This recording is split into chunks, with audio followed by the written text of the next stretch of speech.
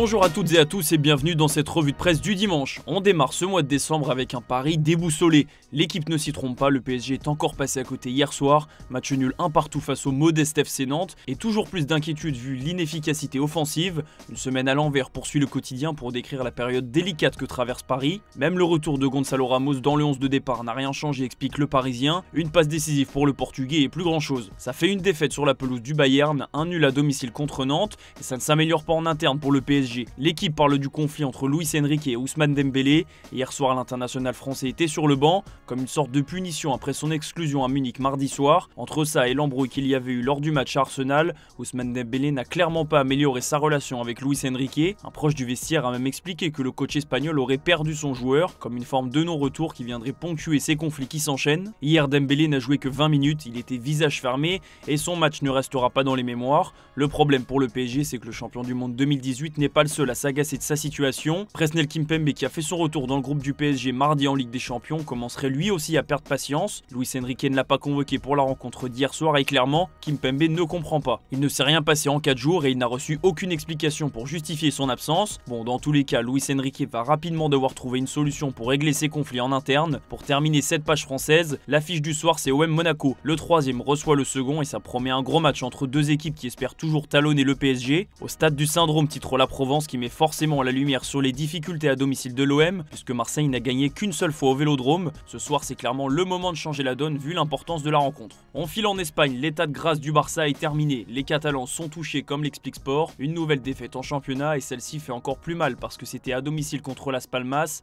l'avant-dernier qui est venu gâcher les 125 ans du Barça. Vraie gueule de bois, précise le quotidien catalan. Hansi Flick va devoir trouver la solution parce qu'avec cette nouvelle contre-performance, le Real Madrid pourrait prendre la tête de la Liga. Et pourtant, il y a encore quelques semaines, on avait du mal à imaginer Barcelone craquer en championnat. La bonne nouvelle malgré tout pour le Barça, c'est le retour à la compétition de Lamine Yamal. La pépite espagnole est entrée à l'heure de jeu, rien à signaler sur le terrain, mais au moins Flick va pouvoir s'appuyer sur Lamine Yamal dans les rencontres à venir. Rafinha lui ne s'est pas blessé et heureusement pour le Barça. Sport parle des exploits du Brésilien, encore buteur hier. Ça fait déjà 14 buts et 10 passes décisives pour le capitaine du Barça qui est l'homme fort de l'attaque cette saison. Du côté du Real, c'est derby de Madrid cet après-midi contre Retafe. Kylian Mbappé tentera de rebondir après sa performance catastrophique à Liverpool. Au moins, l'attaquant français peut compter sur le soutien de Carlo Ancelotti, son entraîneur, qui a expliqué que le problème venait de toute l'équipe et pas que de Mbappé. Malgré tout, l'entraîneur italien est dans la tempête. La nouvelle défaite à Liverpool a encore fragilisé sa position. Florentino Pérez n'a pas prévu de s'en séparer en pleine saison, mais si la situation ne bouge pas, il n'aura aucune difficulté à le faire l'été prochain. L'opération reséduction commence aujourd'hui pour Ancelotti, et justement, bonne nouvelle enfin pour le Real Madrid, Rodrigo est de retour et postule pour une place dans le 11 aux côtés de Kylian Mbappé. Ça faisait 3 semaines que l'international brésilien était blessé et son retour devrait donner un peu plus de solutions à Carlo Ancelotti. Et pendant ce temps à Madrid, l'Atlético gagne des points. Hier, les colchoneros ont écrasé le Real Valladolid, victoire 5-0 avec notamment un but d'Antoine Griezmann. L'Atlético ne fait pas de bruit mais vient de revenir à 2 points du Barça. En Angleterre, c'est jour de choc entre Liverpool et Manchester City. Le Daily Star fait sa une sur Pep Guardiola et nous informe que les dirigeants des Sky Blues ont prévu de lui offrir un gros budget pour le mercato hivernal. City aura 200 millions de livres à disposition. L'occasion de se positionner sur un numéro 6 pour remplacer temporairement Rodri le Ballon d'Or. Les pistes sont toujours les mêmes. Martin Zubimendi, Ederson, Bruno Guimaraes. Maintenant, il faudra que Manchester City fasse le bon choix. Pendant ce temps, Pep Guardiola continue de se battre. Il n'a pas prévu d'abandonner, même si City traverse la période la plus délicate depuis son arrivée. 6 matchs sans victoire, dont 5 défaites de suite. C'est beaucoup, mais Guardiola ne veut pas arrêter d'y croire. Pour autant, l'ancien coach du Barça explique que s'il doit quitter le club ou qu'on le pousse à le faire, il partira. Des mots forts, surtout que Guardiola vient juste de prolonger son contrat de 2 saisons supplémentaires.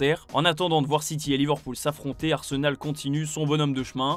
Les Gunners ont étrillé West Ham hier au stade olympique de Londres. Victoire 5-2 et c'était le même score à la mi-temps. Buteur et double passeur, Bukayo Saka a encore été étincelant. En Allemagne, c'était jour de choc, mais hier après-midi, le Bayern Munich se déplaçait sur la pelouse du Borussia Dortmund pour le traditionnel classiqueur. Score final 1 partout et le gros coup dur pour les Bavarois, c'est la blessure d'Harry Kane. L'international anglais a été touché à la cuisse, il est sorti à la demi-heure de jeu et forcément Vincent Kompany s'inquiète. Bon, sur le terrain, le Bayern Munich a quand même réussi à s'en sortir. Jamal Musiala, le crack allemand, a égalisé à la 86e minute sur un centre millimétré de Michael Olise qui a déjà donné sa 5e passe décisive de la saison. Pour Dortmund, c'est Bino Gittens qui avait ouvert le score d'un raid solitaire magnifique, et d'ailleurs il a mis fin à une série de plus de 600 minutes sans encaisser de but pour Manuel Neuer. Sinon, pas de changement au classement, le Bayern est toujours en tête devant Francfort. On termine cette revue de presse en Italie où le Milan AC a écrasé Empoli 3-0. La Gazzetta dello Sport ne s'y trompe pas, c'est Tijani Reinders, l'homme du match. Un doublé pour le milieu de terrain néerlandais qui confirme sa grosse montée en puissance cette saison après son bel Euro. Le Milan AC avait besoin de ce succès, ça permet aux hommes de Paulo Fonseca de revenir à la 7e place et de se rapprocher un peu plus des places européennes. Ce soir, c'est l'Inter qui est en déplacement sur la pelouse de la Fiorentina. Pour la Gazzetta, c'est un focus obligatoire sur le duel de buteurs entre Moiskin et Marcus Thuram,